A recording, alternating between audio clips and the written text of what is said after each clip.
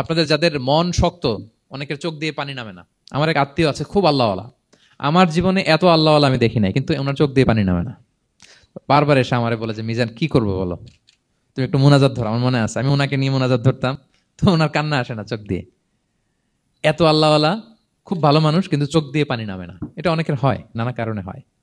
তো আল্লাহর হাবিব সাল্লাল্লাহু আলাইহি ওয়াসাল্লাম বলেছেন, কারো যদি চোখ দিয়ে পানি না নামে বা হৃদয় নরম না হয়, তারা যেন এতিমের মাথায় হাত বুলিয়ে দেয়।